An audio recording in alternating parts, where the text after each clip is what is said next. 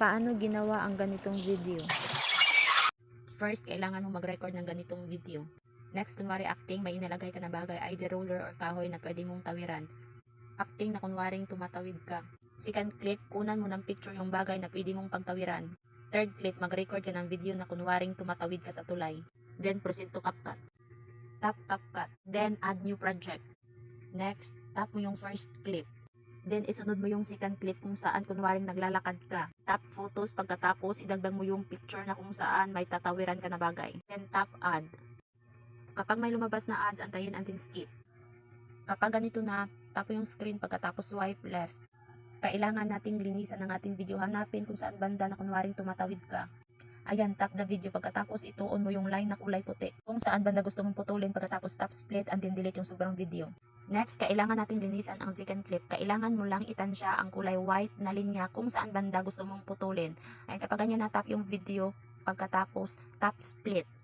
Yung nasa unahang video, yung maliit, kailangan natin siyang i-delete. Tap the video, pagkatapos tap delete. And then move papuntang left dahil kailangan na naman nating putulin ang sobra sa dulo. Tap lang yung video split and then delete yung sobrang video. Then, itap mo yung second clip and then hanapin yung overlay sa baba dahil kailangan nating ibaba yung second clip na kung saan umaacting ka na tumatawid. At dahil 3 seconds lang ang ating photo, kailangan natin siyang pahabain. Hawakan mo lang yung bandang dulo pagkatapos natin na magpantay siya doon sa second clip. Next, tap yung naka-overlay na clip and then hanapin ang remove BG sa baba dahil kailangan natin tanggalan ng background.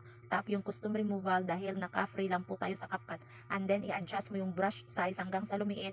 Pagkatapos kulayan mo ng kulay red yung tao lang lahat yung kailangan nating kulayan. Dahan-dahan lang po siya hanggang sa maubos na pagkalagay ng kulay red sa tao. And then kapag okay na, tap mo lang yung check sa bandang right. Pagkatapos, antayin mo yung applying one feature. Kapag mag-check ng kulay green ay goods na. So, ang kinalabasan nun ay magiging ganito na, wala na siyang background. Ali, itap mo lang yung second clip or yung naka-overlay na video, pagkatapos ipitin hanggang sa lumiit, pagkatapos ipantay mo doon banda sa ruler or kahoy na gamitin mo na kunwari ay tumatawid siya doon sa ruler or kahoy na gagawin mo. Stop mo yung add overlay para dagdagan natin ng kunwaring may ilog na tinatawiran sa baba.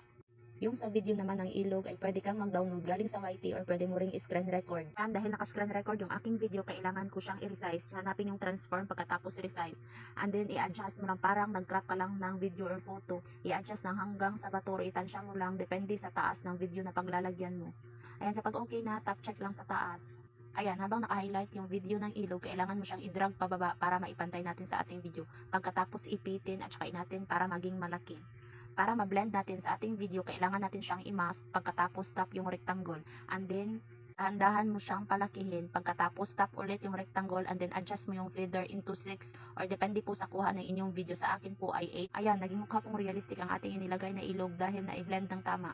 Then, check mo yung video. Kapag goods na, set up mo yung video setting. Dapat naka 1080 yung resolution, frame rate 50. And then, hanapin ang aspect ratio sa baba. Set mo sa 9:16. Tap mo yung ending pagkatapos delete. Then, ready to export.